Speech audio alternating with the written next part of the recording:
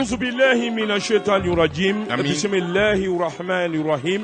الحمد لله رب العالمين. الرحمن الرحيم مالك يوم الدين. إياك نعبد وإياك نستعين. إن صراط المستقيم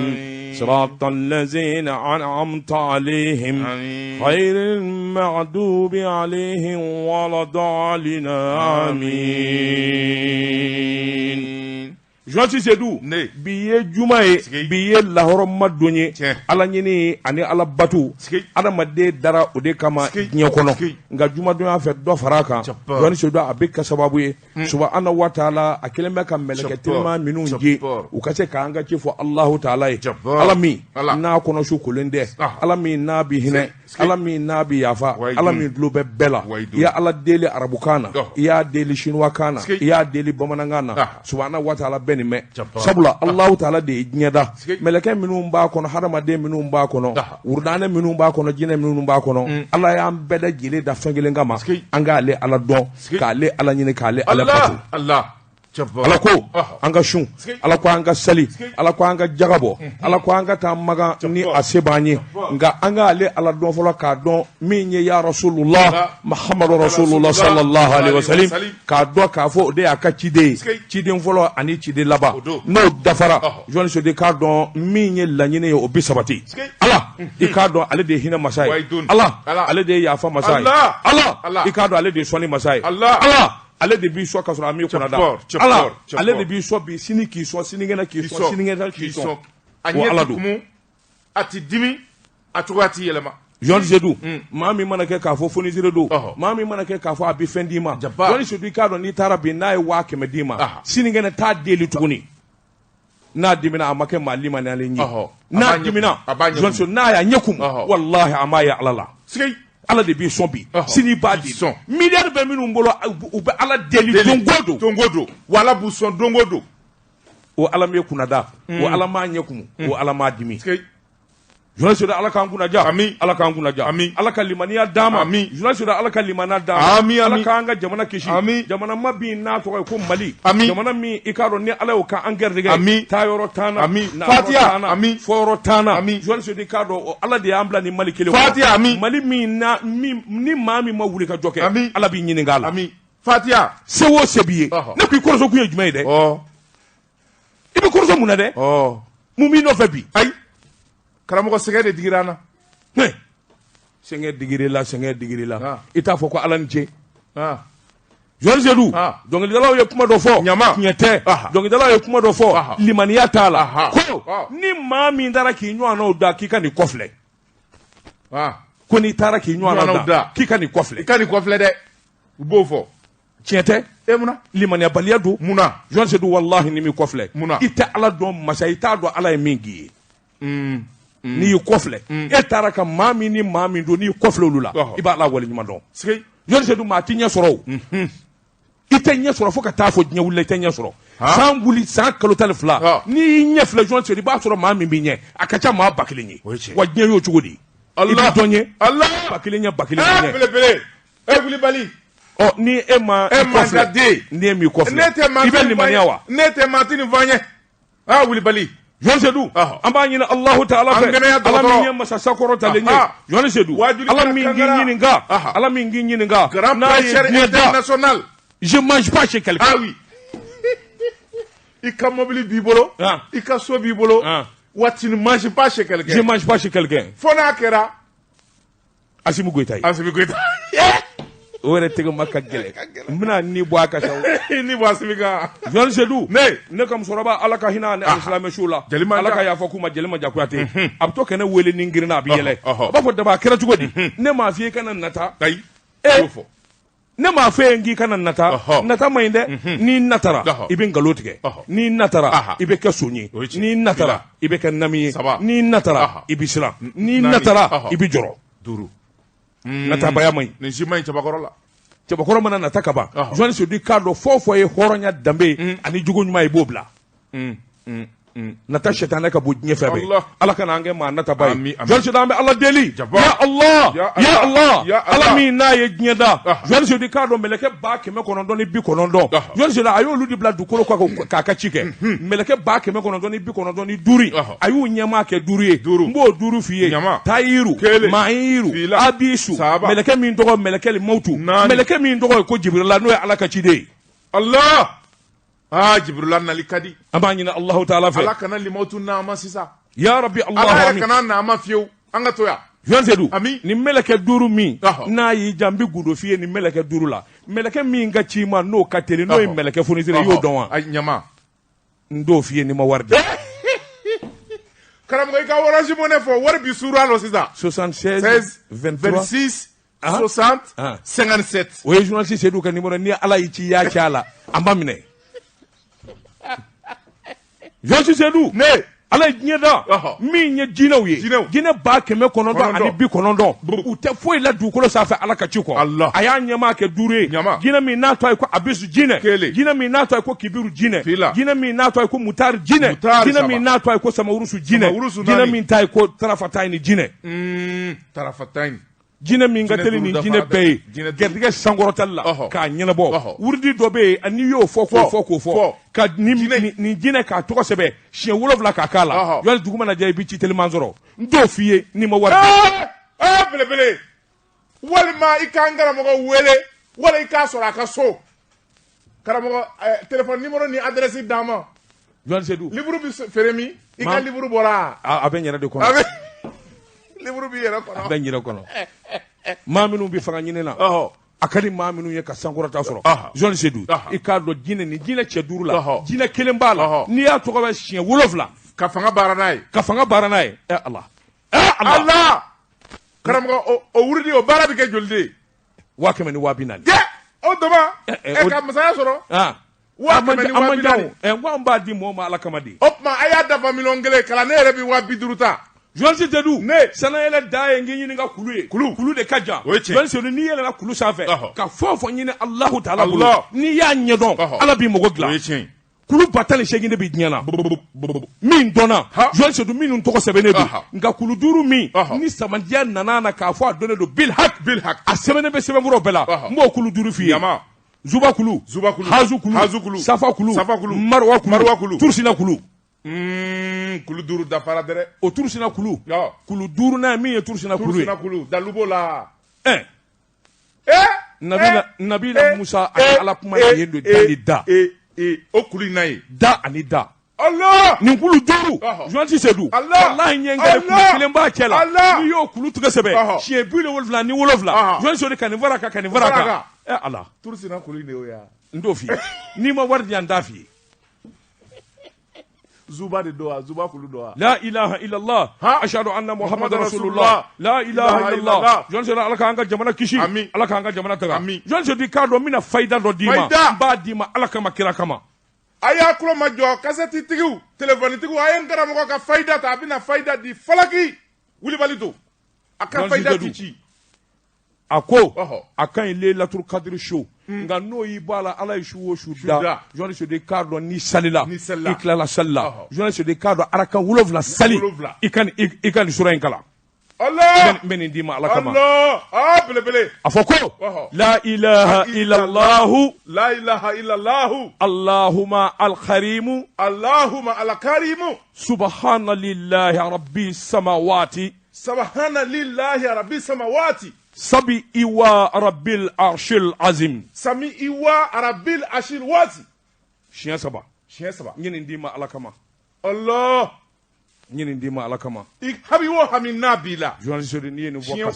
sali ala ka wolo n karamɔgɔ Hayidara ɲininka a b'a f'i ye ko wallahi ko a ka kalanden bɛ nin dɔn yɔrɔbu ye dama la ala ne e ɲɛ bɛ jeliden la a bɛ ko caman dɔn Ba Jara bɛ duwabugu damɛ nin na Ba Jara Elaji Ba Jara duwabugukaw ka belebele ayiwa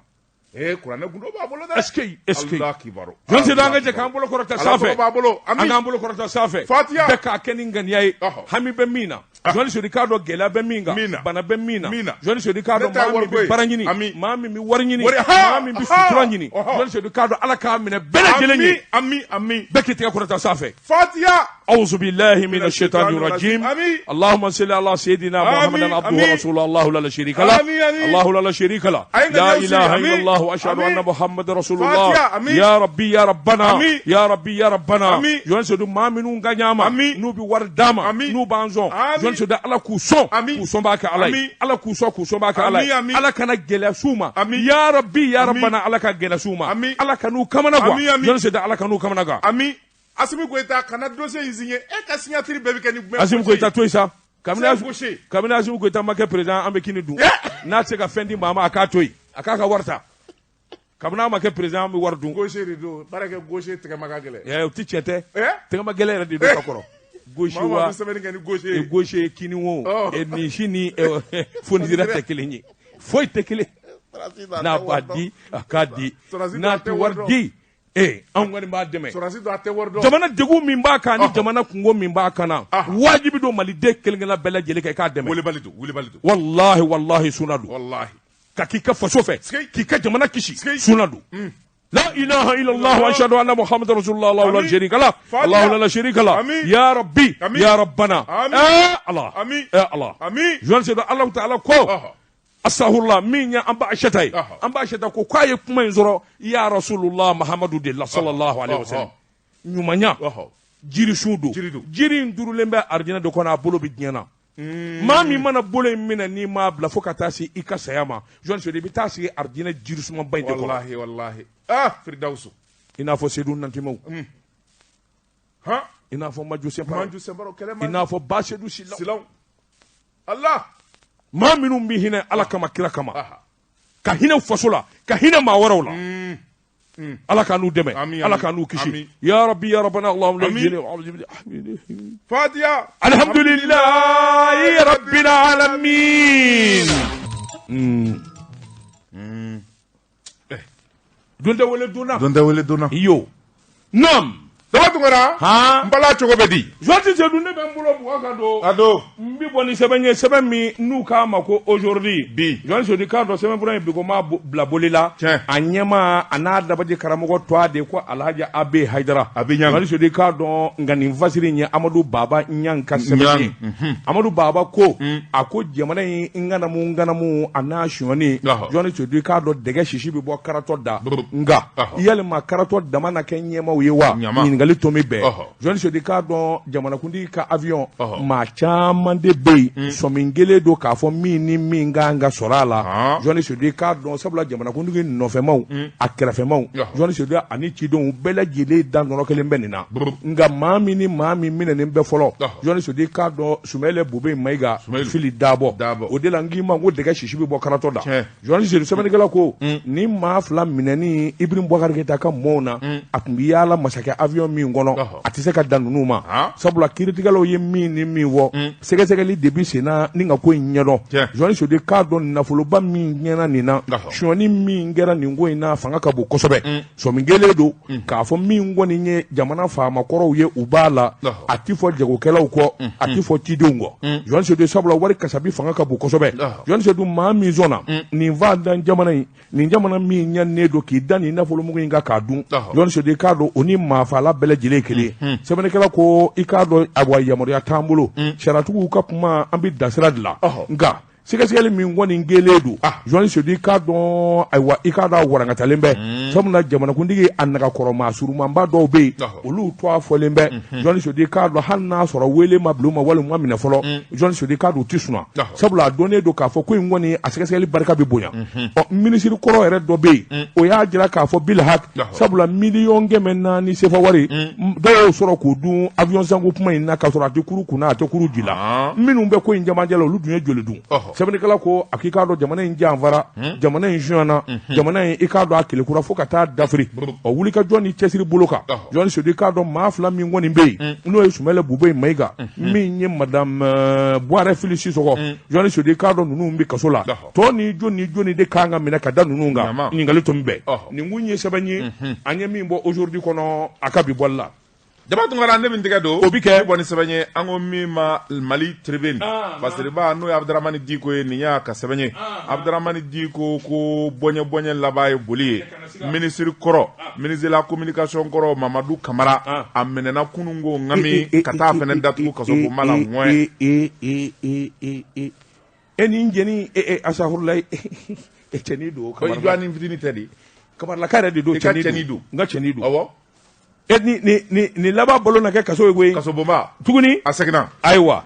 sɛbɛnnikɛla ko a ko i bɛ k'a ka chef de directeur de cabinet kɔrɔ ministre kɔrɔ min ni ale tun ye wuli ka jɔ kɛ i bɛ ka tile la ministre ya jɔyɔrɔ k'o kɛ i bɛ ka a ka fanga yɛrɛ nguloma bakun do jɔyɔrɔbaw tun b'a bolo a minɛna kununko ka taa datugu a minɛlen bɛ ko min na o ye avion ko min n'i bɔra ka maga a la ani fɛn min ye sɔrɔdasiw ka minɛnko a da yɛrɛ nin bɛɛ lajɛlen la o tuma fɛn min ye procureur ye min bɛ cour suprême na o y'a minɛ kununko ka taa datugu kasobonba la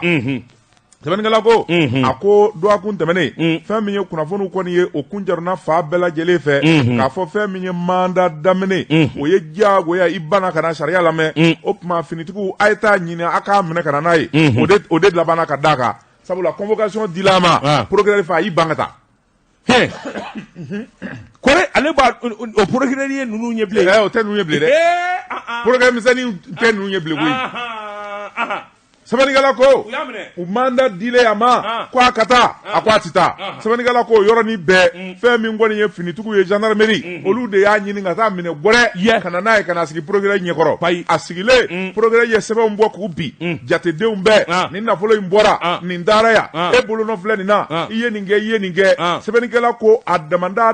de nana ka na dafira da la ŋɔɛ fɛn min ye tubabukan na n'i y'a mɛn faux en écriture faux usage de faux complicité d'atteinte au bien public malversation complicité favoritisme nin bɛɛ de yera kelen nɔfɛ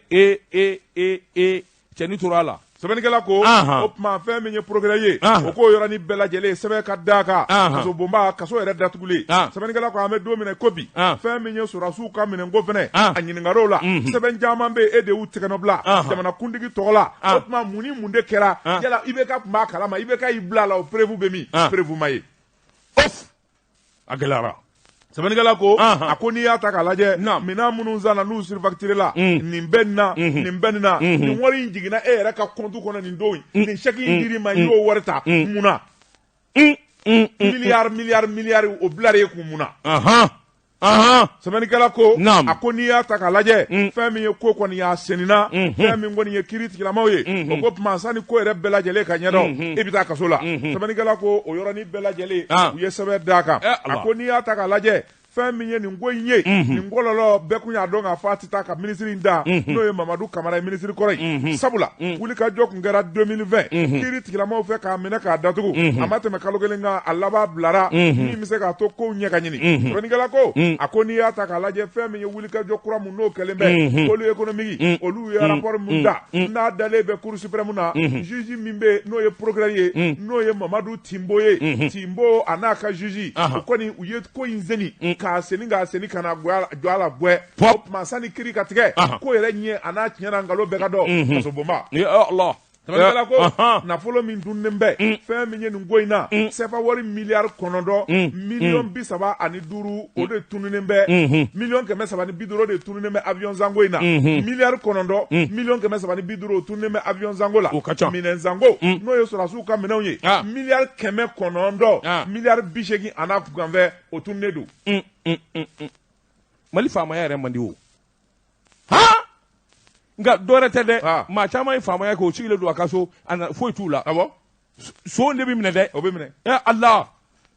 sɛbɛnnikɛla ko a ko an bɛ don minɛ ko bi fɛn min ye wulikajɔ ye Mamadou Camara ale kɔni minɛna maa wɛrɛ bɛ yen n'o ye Nuhu Kuma ye Amadu Kuma sɛbɛnnikɛla ko ninnu bɛɛ lajɛlen tɔgɔ bɛ nin ko in na wa fɛn min ye kiiri tigilamaw ye o bolo bɔlen b'olu nɔfɛ an bɛ don minɛ ko bi cɛ wɛrɛ bɛ yen min kɔni bɛ yen n'o tɔgɔ fɔlen bɛ Sidi Mohamed Kaɲasi o kun ye conseil spécial ye IBK tile la o fana ɲin bɛ ko in na wele bɛ na s'o ma nka ka kɔn nin ye maa fila fɔlɔ min bɛ yen ni goro kɛra olu la Sumelu Bube Mayiga ministre de la défense a waati la madame Boire Félix Sissoko ale tun bɛ nafolo ko kunna waati la nka maa wɛrɛ bɛ yen sɔɔni kiiri tigilamaw bɛ n'u bolo bɔ min nɔfɛ Musa Ben Barka o kun ye ministre des investissements initiative privée a waati in na bi ale bɛ baara kɛ BOAD la ni ale wuli ka jɔ a taalen bɛ Mali nɔnɔ bila sɛbɛnnikɛla ko ci bɛna bila a fɛnɛ ma ni k'a ɲininka nin ko in na a ko an bɛ don min na ko bi fɛn min ye kiiri tigilamaw ye u décidélen don Mali nafolo fɛn o fɛn n'a tiɲɛna a bɛɛ lajɛlen tigi ka minɛ wa minɛli tɛ loi dɔ bɛ yen Mamadu Kasoge y'o loi ta CNT la n'i minɛna i ye fɛn o fɛn zan i ka biɲɛ fɛn o fɛn a bɛɛ de b'i saisi pour que ka wari in nɔnɔbila sɔrɔ ka taa bila Mali trésor la n'o kɛra i b'i bila wa k'i bila k'i bila i t'i bila dɛ i bɛ tila k'a kaso kɛ Jɔsi Jeliw nka jagokɛla minnu don a fɔlen don olu basi ka bɔ a la sɛbɛnnikɛlaw journaliste di k'a dɔn ka taa se kiiritigɛla ma u b'a ɲɛdɔn sabula nin ko in n ye dɔɔnin dɔn a la jagokɛla ninnu olu kɔni tɛ e bi dɔ dɔn a la non kana n ka kuma bayɛlɛma ayi ma papier siɲɛ ne yɛrɛ de ye papier fa de b'i la o i b'a fɔ k'i bɛ nkalon dɛnɛ na mais c'est toi qui dis qu'il bɛ dɔ dɔn n ko jagokɛlaw ta les progrès Ngo jagokɛlaw ta déposition peut intéresser le progrès. Calme-toi. Calme-toi. J'ai dit jagokɛla n'u kumaw ani fɛnw olu tɛ kuru kunna olu tɛ kuru ju la n b'a fɛ k'o de f'i ye. C'est toi qui le dis hein. Tous ces trucs là ce sont les cadres maliens, ce sont les fonctionnaires là. Aïwa, c'est toi qui le dis hein. Je le dis haut et fort et je le maintiens. Ndaga sere de. Jumɛn mina ayiwa min y'i sɔrɔ progrès tɛ kulonkɛ koyi ne lamɛn sa kana progrès su k'i b'u min y'i sɔrɔ o tɛ ne sɔrɔ aw kalannen don an dun ma kalan ɔhɔ n b'o kɔni f'i ye Joël Chelou nin maa kelen ninnu Joël Chelou maa kamana bi quoi u ye jamana janfa ko k'u taara Chine nin don kɔni i bɛ ka Chine ta ni Madu Kamaraw ni a kirikaraw ko miliyari ba 20 ni kɔ k'o de bɛ avion kɔnɔ ka na u b'i ni ka Mali fa jaa bɛɛ kalo a don Ala ka hinɛ bamanan la bamanan kontaan kojugu a ye jɛ ka fɔ minɛn bɛɛ cɛ ka taa aéroport la retransmission en direct ko IBK bina ko 5000 milliards ne ko o kuma ko fɔlɔ ko 12000 milliards ko baara de bina kɛ ko mais ko teliya la ko IBK yɛrɛ bini 5000 milliards de bɛ ka na mais non y'an fa koyi san kelen san fila fɔ ka fanga ba foyi hali kɔlɔn kelen ma seni Allah u y'an jabugɔ koyi Joël Chelou ne bɛ n bolo bugɔ ka don n bɛ bɔ ni sɛbɛn ye sɛbɛn min n'u k'a ma ci kan Joël Chelou k'a dɔn ko in ban tɛ koyi dɔ de bɛ fara a ko fanga kan don o don l'homme fort du Mali Assimi Goïta Joël Chelou k'a dɔn miɲanka kɛ tile fila in na a dimina ka dimi Joël Chelou k'a dɔn fo bɛɛ y'a dɔn k'a dimina Joël sɛbɛnnikɛla ko ayiwa 22 septembre tɛmɛnen in na a ka kumaw senfɛ Joël Chelou k'a dɔn min bɛ hami na a da ma dogo a la fiyewu Joël Chelou k'a dɔn ŋanamu min bɛ jamana in kɔnɔ fɛn min kɛra sababu ye ka jamana in sigi a senzabara kɔnɔ Assimi Goïta y'a fɔ malidenw hinɛ kan ka minɛ faamaw fɛ u ma sanu ɲini u ma wari ɲini hali baara ɲini ko kuma jɔlen don Joël Chelou k'a dɔn malidenw bɛ min nɔfɛ ŋanamu ni sonba kule minnu ye jamana janfa fo tɛgɛ ka da bɛɛ kan baara daminɛna wa a tɛ dabila baara daminɛna an bɛ taa ɲɛ baara daminɛna maa tɛ wolomadi t'a la bilen baara in daminɛna Joël Chelou a tɔ bɛ gunde sa fo ka taa fɔ a bɛɛ lajɛlen dafara Assimi Goïta k'ale k'a filɛ sɛbɛnnikɛla ko ni maa min bɛ cɛ in dɔn Joël Chelou k'a dɔn hinɛ maa tɛ k'a fɔ Assimi Goïta ne bɛ hinɛ maanifin na o kuma tɛ janko jamana janfaba a tɛ hinɛ u la a tɛ keleku wa Mali yɛrɛ bɛɛ i tɛ maa si den kelen sɔrɔ diɲɛ na min bɛ sɔn ka taa fɔ ko n b'i deli karisa ye sonyani k'a bila o cɛ tɛ Mali kɔnɔ ayi i tɛ sɔn yɛrɛ ka taa deli ka taa Assimi Goïta deli n'a maa minɛna maa min ɲɛ kumunen don deli man di o Assimi kɔni a ye ko taa ɲɛ kumunen ɲɛ dɔw bɛ sɔrɔ ɲɛ ka koyi o y'a jɔ ye dɛ n'a y'a ɲɛ kɛ n k'i ɲininka nɔnɔ kɛnɛ an bɛ basi jala fɛ a la ko Ala kana ci o cɛ tɛ Joël Chelou a ko min ye sɛgɛsɛgɛli ye min ye ɲɛdɔn ye kiiritigɛlaw Joël Chelou k'a dɔn dɔntu la u ka tɛmɛ n'u ka baara ye maliden ɲuman bɛɛ lajɛlen b'u kɔ Joël Chelou k'a dɔn maa ti bonya bilen minɛni ma maa ti bonya bilen kasoladon ma maa ti bonya Joël Chelou k'i wele k'i ɲininka i ti bonya o ma a ko jamana in kɔnɔ danfara tɛ maa si den kelen ni ɲɔgɔn cɛ sɛnɛkɛla birilen bɛ kungo kolon kɔnɔ Joël Chelou min bɛ V8 ba kɔnɔ yan a bɛɛ lajɛlen jɔkundama ye kelen jamana ka hakɛ la baara banna o sɛnɛkɛla ni faama bɛɛ de ye kelen bi Ala ni Assimi Nyanga ko Joan Jodi Kado angar la nywana ka sababu ke 20 septembre izeve aye kuma minu va ma minu ngakegu minu mbi kodon Joan Jodi mama somine do ka fo yo miskara jarati shwa ni bise ta wari mbla no na kabini sa yana sheka kima e waru dona so lawo aywa afere ka ta war blay de mbo vie de ngar la nywana sisa ay var la nywana agole arade kunguni nyenye bi bo nywana do dira muso koye muso furula dowla ku bila ka taa Dubai Chine États-Unis ni fɛnw an y'o kɛ dɛ u y'o kɛ ni mi kuma cogo dɔ i laban ni i yɛrɛ a y'o kɛ an bɛ denw dɔn i ko a y'o kɛ ayi u y'o kɛ rectification monsieur le juge Seydou ni da la u y'a kɛ a filila de kɔɲɔmusow furula secrétaire jagoya minɛn'u cɛw la yan k'o furu yan ala oui o waru la kɔni dɔw ye muso furu san dan furu ka den fila den saba wolo cɛ ye ka tila ka t'o muso furu sa ka b'o cɛ jagoya sɛbɛn ye k'o furu kɛnɛ kolo jala kan jamana wari la ala o kɛra yan a dɔw bi basi kɛnɛ fɔlɔ sa u bɛ joli fɔlɔ dɛ kana siga dɛ Joan sɛbɛnnikɛla ko nin ko damanda Asimu Goyita kɔni k'ale k'a don yanni cɛmancɛ fanga in ka ban maa o maa b'a la k'a fɔ jamana wo i y'a suwa Joan Sodi k'a dɔn n'i ma gere yanni u ka s'i ma Joan Sodi k'a dɔn jamana in ka suguba dama tɛ dɛ i laban o laban Joan Sodi n'i ma tiɲɛ fɔ ko na k'i la diɲɛ na ala tɛ sɔn k'a kɛ adamaden la a ko an bɛ don min na ko bi Joan Sodi nin kuma in kɔni fɔ kɔlɔsilikɛla caman y'a ye k'a fɔ Asimu Goyita i k'a dɔn maa min don politiki maa tɛ a t'i to a ɲini a t'i jamu ɲini nin bɛ min ka k'a ɲini san ba kelen ɲinan kɔfɛ ni n bɔra jamana in kɔnɔ don a ka fɔ san ba kelen nin bɛ min kɛ jamana denw k'a lakali sabula n na kun y'o de ye wa n b'o baara de kɛ n tɛ nafolo ɲini n tɛ tɔgɔ ɲini n tɛ jɔyɔrɔ ɲini nin kun ye sɛbɛn ye a ɲɛ min salo ka bɔ ci k'a kɔnɔ a ka bi bɔli la an garila ɲɔgɔn na sa min f'i ye siya fila bɛ yen malidenw tɛna fanga d'u ma bilen miyanka ani maraka u mana ko daminɛ f'u k'o senni k'o s'u dan na ni fanga ma d'olu ma jamana bɛ ɲɛ maa ma b'a la k'a fɔ i bɛ baara kɛ nin kɛcogo la an b'o de nɔfɛ o tuma wari suɲɛnaw to la la ala k'an kunna ja u ka cidenw n'u ka nami an t'a si to yen moriw ni somaw u ka nabi ja sisan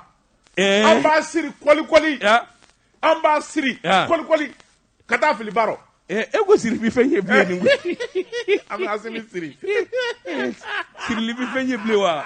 nin ko in kɔni banna sa hali a ka ala minɛ a bɛ fɛɛrɛ de kɛ i y'a fɔ ka dugawu caman k'a yɛrɛ ye a kana taa sa kaso la ye a b'o dugawu de kɛ ala k'an kisi i bolo don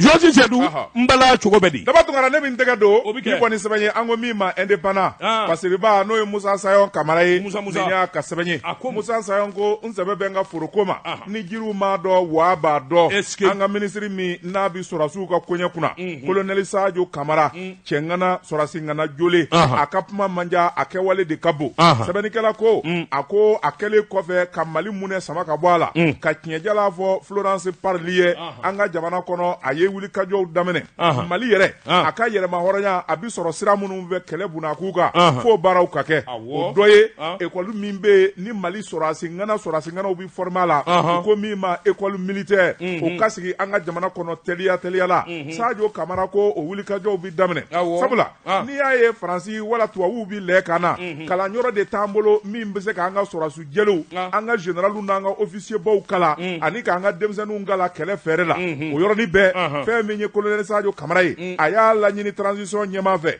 colonel Assimi Goïta an k'an teliya sisan an ka école de guerre créer o yɔrɔnin bɛɛ Assimi ko a wari bɛ bɛn joli ma wari dalen filɛ Assimi yo Sadio yo jɔn di yɛrɛ sɔn fa k'i sɔn nam a ko wari da fɛn min ye Sadio ye a ko e ka teli kojugu wari bila yen fɔlɔ loi de bi ta fɔlɔ e ka teli kojugu miyanka ka teli loi de bi ta fɔlɔ awɔ loi de bi ta o tuma projet de loi fɛn min ye colonel ye Sadio Kamara a y'a ka cabinet bɛɛ fara ɲɔgɔn kan a y'a teliya projet de loi a k'a sɛbɛ an ka taa n'a ye CNT la joona sɛbɛnnikɛla ko fɛn min ye projet de loi ye biri dɔgɔkun kelen o janya na alamisa don fɛn min ye projet de loi ye u n'a taara CNT la ka taa yɛrɛ assemblée nɔnabila min bɛ k'a kalan k'a ɲɛf'u ye ministre n'o ye Sadio Kamara ye ministre de la défense a nana ɲɛfɔ ni école a bi sigi ta nin bi k'a kɔnɔ nin galamolo bi k'a kɔnɔ nin éléments bi former u bi former CNT k'a daminɛ Maliki Jawla ka na Mamuru la u ɲɛji bɔra affirmatif sɔrɔsi kuma ɲuman laban ye affirmatif CNT maaw kasira de u ko depuis Ala ka Mali da Mali tun bɛ ka nin de kɔnɔ a ma kɛ maa o maa bɛ CNT kɔnɔ bɛɛ y'i bolo kɔrɔta ko an sɔnna voter awɔ très bien naam sɛbɛnnikɛla ko a ko CNT membres u jigi fara u y'a jira k'a fɔ ni Mali kun y'a daminɛ ta an ka yɛrɛma hɔrɔnya n'an ka lafiya sɔrɔsiko la o tun bi sɔrɔ maa minnu ye Mali tutigɛ n'o ye Modibo Keyita ye ka na se Général Musa Traoré ma ninnu bɛɛ lajɛlen armée don ba la nka kabi jamu fanga nana armée kɛra bolokɔfɛn ye aw nalen min filɛ nin ye colonel Sadio Kamara e ni Assimi Goïta n'a tɔw aw de bi kɛ sababu ye ni ka fanga don Mali armée la o tuma i ye fɛn minnu ni fɛn minnu fɔ ni école militaire de guerre an jɛna n'a ye a wari sɛbɛn wari miliyari 2 o de bɛna taa ni ka don a la yɔrɔ jɔli a n'a équipeli 2 milliards 500 millions. Jean Cicédou je propose aux Maliens à partir de lundi Maliens bɛɛ ka 100 di 100 o bɛ kɛ mun ye école de guerre k'a jɔ oui Sadio ni Assimi ka école Sadio ni Assimi ka école Maliens bɛɛ ka IC kɛ ça c'est normal. Non. Et puis fɔlɔ n'an kun ye wari di a tun bɛ namara a bɛ suɲɛ an t'a kɛ mais ninnu a banna de. mais ne ko an sigilen don ka mun kɔnɔ de. an t'a dɔn koyi jamanadenw tɛ nin kalama koyi. Maliyɛn bɛɛ ka 100 bɔ Jean Cicédou an k'a fara ɲɔgɔn kan ka taa di Assimi Goïta ma ni école de guerre tubabuw ka ɲɛdonna a ka dabila. voilà 100 dɔrɔn bɛɛ bɛ se k'o di. bɛɛ 100 bɛɛ maa o maa 100 ni maa 5 b'i ka du kɔnɔ 500 ni maa 1000 b'i ka du kɔnɔ o joli o ka ca ne o ye 1000 de maa 1000 ni maa o tɛ maa si ka so o tɛ maa si ka so sɛbɛn minnu ye Jean Cicédou société d'état privé jamana waritigiw se min b'u ye u k'a fara ɲɔgɔn kan ka taa di école de guerre chambre de commerce et d'industrie Youssouf Bathily a ka kɛsu dayɛlɛ Mali jagokɛla bɛɛ sɛbɛn min ye u k'a bila kɛsu kɔnɔ u ka taa di ni maa min bɛ diɲɛ yɔrɔ wɛrɛ jɛkafɔ la an bɛ kɛsu dayɛlɛ 100 ni min bɛ se ka dɔ fɔrɔ o kan i b'o di an bɛ taa di ne ka 100 filɛ mini n ka 100 filɛ je charge Mamadou Kamara ne ka 100 filɛ école de guerre a bɛ kɛ k'anw de kumabɔ Mamadou n'an ka 100 minɛ Mamadou n'an ka n ye n ta kɛ 400 hɔn wa n yɛrɛ ye n ta kɛ 400 ye karamɔgɔ wallahi 400 Mamadou a minɛ kɛsu filɛ nin ye kɛsu dayɛlɛ jɛkafɔ la yan 4000 francs dans la caisse 100 Maliden bɛɛ 100 an bɛ taa di Assimi Goïta ma au nom de l'armée école de guerre filɛ ni maa min nana n'a ka wari ni maa min nana n'a ka dɛmɛ o tɔgɔ sɛbɛn i b'o tɔgɔ sɛbɛn k'o ka numéro sɛbɛn k'a bɔ yɔrɔ sɛbɛn voilà et tous les jours on va rendre compte à la population malienne min sɔrɔla dɔrɔmɛ 100 tous les Maliens sans exception an bɛ tila k'i ka Orange Money numéro di ni min tɛ se ka na n'i ta i b'a ci a la 100 nam il le faut maintenant il faut être pragmatique dans ce pays an ka armée dɛmɛ sa dɔ kɛra ça sɛbɛnnikɛla ko minisiri n'o ye colonel Sadio Kamara ye a ye ɲɛfɔli kɛ wa ale yɛrɛ ka cakɛda n'o ye ministère de la défense ye wari min bɛ n'a bɛ kɛ ka kɛlɛ kɛ u bɛna dɔ de puruti o la sɔrɔdasi minnu bɛ kɛlɛkɛyɔrɔ u bɛna dɔɔnin puruti olu de ka wari la k'o kɛ ka école de guerre jɔ très bien parce que wariko gɛlɛya bɛ jamana kɔnɔ non Assimi Goïta ka nin don in nous on s'en occupe 2 milliards 500 millions wari in ka ca dɛ 2 milliards 500 millions il y a combien de Maliens an ka ca maa million 20 ye alors 20 millions de Maliens bɛɛ ka 100 di ça fait combien calcul rapide o ka ca 500 francs multipliés par 20 millions envoyez-moi la réponse o ka ca 2 milliards bɔ alors où est le problème tellement facile Ngo tu n'as pas besoin d'un intellectuel dans ce pays an ko juru don armée la non juru don armée la on va exiger à l'armée malienne voilà on va exiger à l'armée malienne. I ka wari boli kuma da ka di. Nam. sabanikala ko a ko n'i y'a ta k'a lajɛ fɛn min ye CNT a commission minnu bɛ yen olu nana projet de loi in gala k'a ta ka na segin n'a ye école in bi jɔ wari min na o wari bɛɛ a minɛn minnu kan ka san ka don a kɔnɔ n'o ye sigilanbaw ye sɔrɔsiw bi entraînement kɛ ni fɛn minnu ye a bolifɛnw fɛn min ye a gɛri fɛɛrɛ tigɛlaw ye o bɛɛ lajɛlen bi don a kɔnɔ o bɛɛ bi 2 milliards nin dɔrɔn na alors ni kun ye nin kɛ dɔw tile ye u tun bɛ nin facturer 20 milliards mais je te dis mais Assimi ko a y'a calculer fɛn o fɛn bɛ se ka kɛ fangafin na an yɛrɛ b'o kɛ fangafin na fɛn fɛn tɛ ɲɛ wari kɔ a y'o sɛbɛn o de bɛnna 2 milliards 500 millions non Assimi ka wari t'i kun le pays jamana denw on s'en charge an b'an jɔ n'a ye sɛbɛnnikɛla ko a ko n'i y'a ta k'a lajɛ fɛn min ye ministre ye a nisɔndiyara sabula CNT membre alamisa don n'o bɛnna sɛbɛnnikalo tile 23 ma kunun ko u nisɔndiyara u ye yamaruya di colonel Sadio Kamara ma baara in i teliya joona i k'a jɔ joona wa fɛn min ye ni école in ye a jɔ i k'a fɛrɛ a ka kɛ Mali ka armée ka misaliba ye école in kɔni a baara de bɛna daminɛ sabula projet de loi o kɔni bolo nɔ bilara yɔrɔ in kɔni yɔrɔ min n'o kan ka ɲini o de ye sa fɛn min ye ministre min n'a bɛ dugukolo ko kunna o de kan ka wuli ka jɔ kɛ min bɛ se k'a to a yɔrɔ bi jɔ yɔrɔ min na a dugukolo bɛ yɔrɔ min na o ka yira donc minnu se fara u bɛ taa n'a ye minnu se cɛncɛn u bɛ taa n'a ye école de guerre je propose u k'a kɛ au moins à 45-60 km de Bamako et à place Benza mini Basabugu ni fɔba den bɛ anw fɛ non nous on est à 60 km de Kati sur Bamako là Kati ne fait plus peur Bamako mais je te dis dans la commune de Kalfabougou Kenebe dans la commune de Djedougou Torodo Kenebe je t'informe merci n'i bɔra Kati dafɛ ka taa Jago Kenebe ka taa Dio Kenebe Nɛgɛla Kenebe o bɛɛ ye kita sira ye o bɛɛ tɛ Bɛlɛdugu ya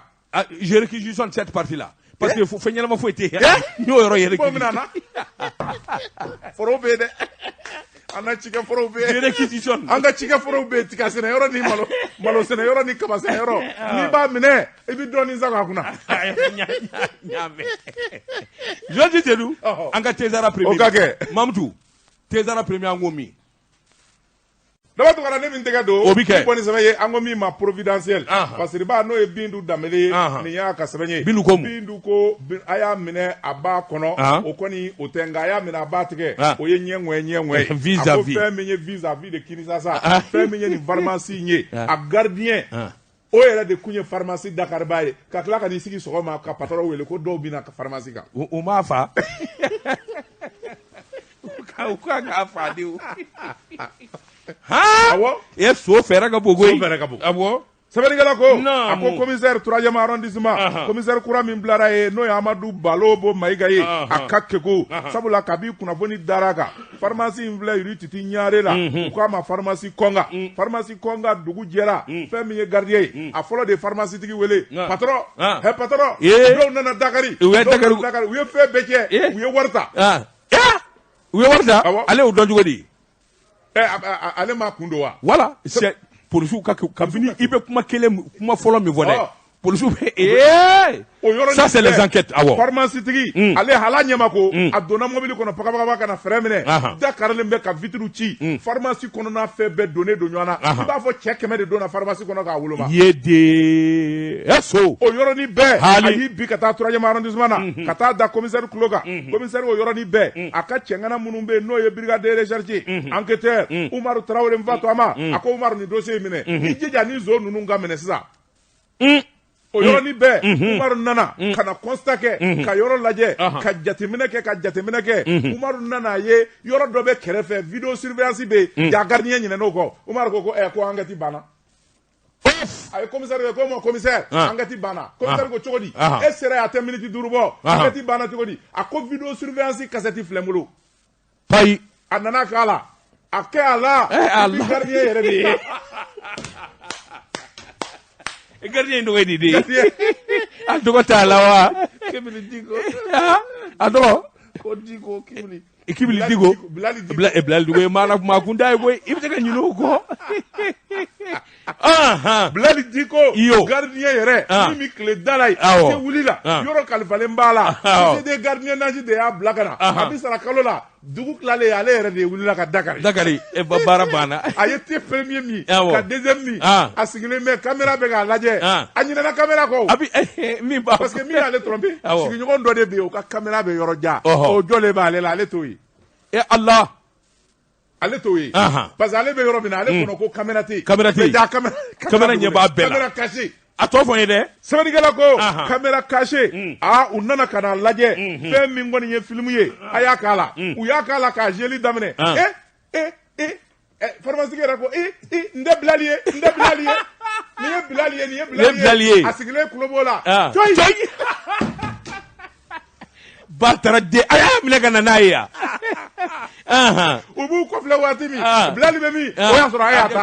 a taara k'a ka teminɛw n'a ka fɛn bɛɛ fɔta awɔ sɛbɛnnikɛla ko o tuma u nana ka na filimu lajɛ Bilali ni maa ma kɛ koyi a yɛrɛ kelen bɛ de ye da in kari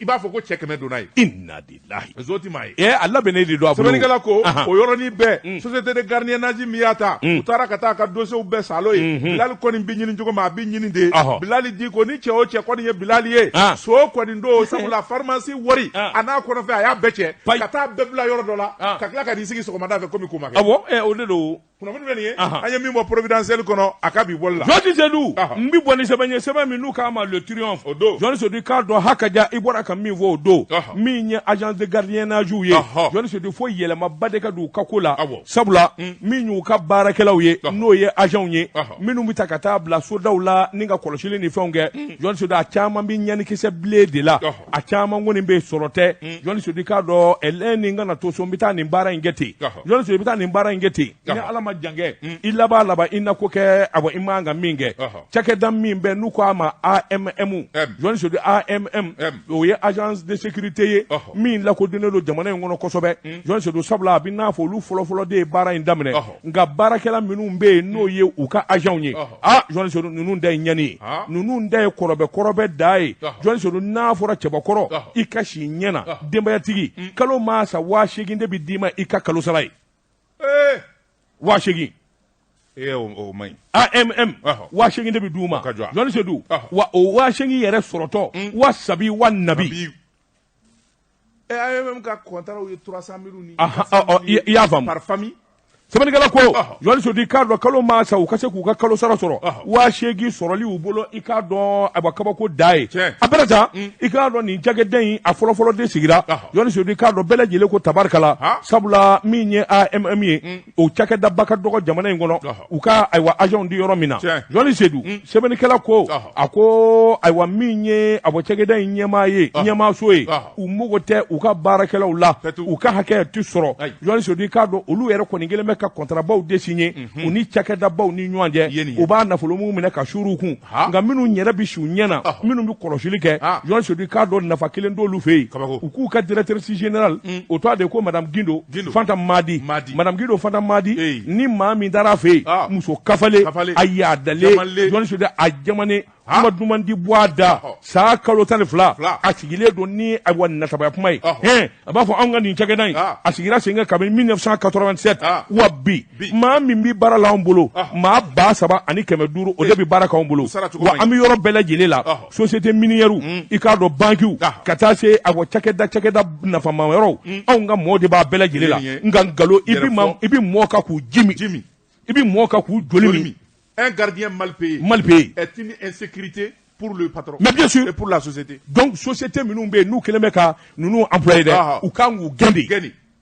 ka contrat bɛ résilier avec AM. Parce que non, tu m'amènes un agent qui est mal payé, qui n'a rien. Et il est insécurité de là. Quel risque il va prendre pour toi? Voilà, 40,000 par mois. Et puis si nyana ka client. C'est un danger pour les clients de AMM. Bien sûr. C'est pourquoi les grandes sociétés là, ils doivent résilier tous leurs contrats avec AM.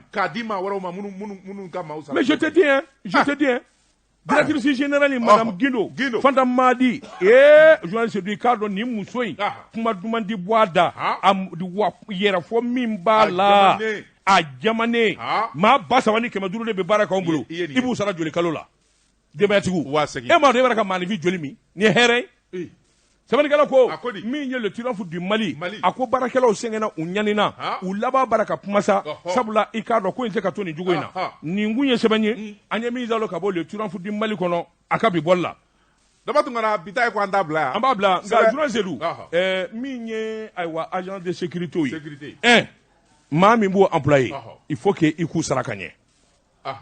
Flana ni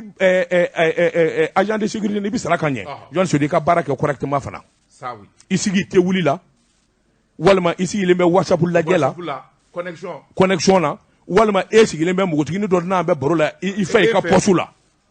e bɛ mun surveiller i bɛ carré baarakɛden minnu bɛ yen e ka olu bɛ kɛ ka gɛrɛ o ye suma ko e ka poste de sécurité ye gɛrɛ ye mais comment ça se passe ça c'est pas bon. Même sorasiw ni agent minnu dalen bɛ ka bila bangida la c'est malheureux journaliste c'est malheureux i bɛ taa sɔrɔ sobiye bɛ dɔw bolo dɔw bɛ connexion na n'i nana hali n'i ye foli kɛ pour que on te regarde même pas e bɛ se ka don ka tiɲɛni kɛ ka bɔ yɛrɛ wala dɔw bɛ su ɲɛna u bɛ tila ka n'u sigi i b'a sɔrɔ dɔw yɛrɛ bɛ sunna u bɛ sunna na chaise kɔnɔ walima marifaw sɛbɛnnen bɛ ɲɔgɔn na u bɛ sunna na ne mana nin ye ne yɛrɛ ɲɛ de y'a ye ko n y'a ye de constitutionnel ACI la ne taara ci la ye ne bɔtɔ ne o kun tɛ sécurité ye dɛ sécurité bɛ yen policiw bɛ yen u bɛɛ bɛ sunna na ne y'u filmer ka tila k'u photo ta i y'o bila i ka réseau kan i t'o dabila ko ni ɲɛ nin bila nin ye masibako ye masibako da don n tɛmɛtɔ n ye n tugu k'an segin k'u ka chaise la bon k'a fɔ n ko n k'a yafa ma dɛ pour que u ka wuli k'u sigi bon Tchafi mais ça c'est pas sérieux mais c'est pas possible bon jamana n'i b'a fɛ a ka bɔ nɔgɔ la Joël Sodou i k'a dɔn comportement fɛn o fɛn bɛ yen fo bɛɛ k'i ta de kɛ ka ɲɛ et si c'est pas bien fait tu changes c'est pourquoi anw jigi dalen don Assimi Goïta kan Assimi Goïta Joël Sodou jɛkafɔ ye tabale gosi dɛmɛ sabula jamana armée o bɛna école de guerre jɔ Joël Sodou i k'a dɔn anw y'a ɲini maliyɛn bɛɛ fɛ bɛɛ k'i se kɛ dɔrɔmɛ kɛmɛ minimum dɔrɔmɛ kɛmɛ maliyɛn maa 20 ani kɔ o bɛ bɛn miliyari 10 de ma maa miliyɔn mɔgɔ bɛ bɛn miliyari 10 de ma an bɛ école de guerre jɔ hélicoptère bɛ san wari dɔw ciri ma ayiwa Mamutu nanen don ni sɛbɛn ye lisi ye ayi Mamutu i bɛ tila ka nana in b'a fɛ yan daba ɲɛ man di kosɛbɛ nana in b'a fɛ yan maa fɔlɔfɔlɔ minnu ka wari jiginna kɛsu kɔnɔ armée ka kɛsu Daba Tunkara 400 journaliste Seydou 400 min ye awa Joko Demba ye ba kelen min ye awa honorable Mahamadou Diallo Mamadou Achi Diallo ɲɔrɔn député 5000 a bɛ kɛsu kɔnɔ yan Mamadou Habib Diallo 5000 El Mokhtar 400 Mahamadou Umaru Buare 400 ka bɔ ayiwa Jabali Dɔnbɔ Kulubali a ye weleli kɛ a ko a bɛ taa juma na a ye 5000 wari ma sɔrɔ fɔlɔ wari ma sɔrɔ fɔlɔ nka a ko 5000 Joël Sodou an b'a ɲini lamɛnbaaw fɛ Lansana Tamba Keita a fara kan commandant 5000 Musa Kulubali journaliste Radio Salam 200 o sera a sɛbɛn o sɛbɛnna Mamutu ka téléphone kɔnɔ minnu ye wari bila ka na sisan an sera 39 600 francs très bien an sera o ma Joël Sodou an bɛ segin ka wele da Mali kɔnɔ Mali kɔ kan bɛɛ k'i jija armée ka kɛsu bɛ radio jɛgɛfɔ la téléphone min ye WhatsApp asafurula min ye Orange Money 76 98 48 53 76 98 48 53 ala ye diɲɛ don o don da maa o maa n'i ye dɔrɔmɛ kelen di an b'a lisi kala diɲɛ bɛɛ k'a mɛn mɔgɔ fana k'a sɛbɛn an nɔfɛ sabula jamana ko don n'an ye min fɔ a y'o sɛbɛn a ka calcule a nɔfɛ i k'o sɛbɛn i k'o calcule a nɔfɛ ala sago a sago tɛ kɛ ala ye bɛɛ bɛ se ka wari ci Mamutu Kamara ma jɛgɛfɔ technicien don 60 ayi kana weleli kɛ weleli ko tɛ weleli kɛ an tɛ se k'a ta wari bila la dɔrɔn wari bila weleli ko numéro tɛ Joël Sodou ni a ka di maa min ye ka taama kana jɛgɛfɔ la i bɛna n'i ka wari ye radio jɛgɛfɔ la a bi sɛbɛn wa a bi fɔ i tɔgɔ bi sɛbɛn a bi fɔ Seydou y'i jawo Daba Tunkara fana y'i jawo n'i y'u wele u bɛ t'i ka wari minɛ ni maa min ka wari ka ca walima chèque don Joël Sodou i k'a dɔn min ye a wulikajɔ ye nana ye radio jɛgɛfɔ la an b'a minɛ nana ye chèque kɛ i ka na n'a ye n'a y'i ja a kɛ armée tɔgɔ la wala baara banna e ko waati ma dafa sa de waati dafara an bɛ bi ta bila yan Joël Sodou k'a dɔn bi ta an b'a bila folili ani tanuni ka kɛ ka ɲɛsin bɛɛ lajɛlen ma maa ye dɔrɔmɛ kelen di armée dɛmɛni na i k'a dɔn radio jɛgɛfɔ b'i fo k'i waliman dɔn Joël Sodou i k'a dɔn awa kɛsu kɔni dayɛlɛ don ka ɲɛsin armée ka dɛmɛ ma école de guerre i k'a dɔn se bɛ maa ye fɛn o fɛn se b'i ye a ɲini ka kɛ 100 ye i bɛna bila jɛgɛfɔ la Joël Sodou wari min bɛ fara ɲɔgɔn kan waati n'a sera hakɛ dɔ ma an b'a fara ɲɔgɔn kan ka taa di armée ma voilà colonel Sadio Kamara ale de y'a loi défend kunungo CNT la wa assemblée jɛnna n'a ye baara banna CNT jɛnna n'a ye a tɔ y'a wari ko n'a baaraw ye a banna Asimi ko abi wari bɔ k'a da n ko Asimi ka wari mara Asimi ka wari to yen a ko don marifa kisɛ la a ka t'o don kisɛ la malidenw école de guerre anw b'a jɔ ka tila ka hélicoptère san ka di jamana ma o de ye Ala sago a sago maa m'an ji anw yɛrɛ de ka hakilina ni faso kanu o de y'an bila a la spontané o tuma wele bilalen bɛ jamana den bɛɛ ma den bɛɛ maa bɛɛ ni i kɔni ye maliden ye wali sigilen bɛ Mali la i k'a dɔn k'a fɔ ko in kɔni an bɛ se ka min kɛ o ye nin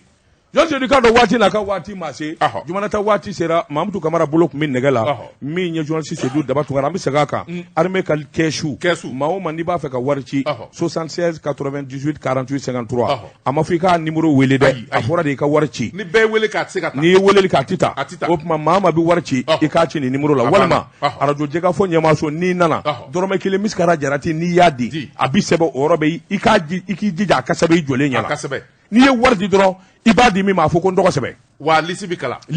fana don lisi min kala k'a ɲɛfɔ mɔɔ ye m'u k'a jate an nɔfɛ fɛnɛ awɔ m'o k'a jate fana Mamutu baara ɲɛna an bɛ taa juma na wa salam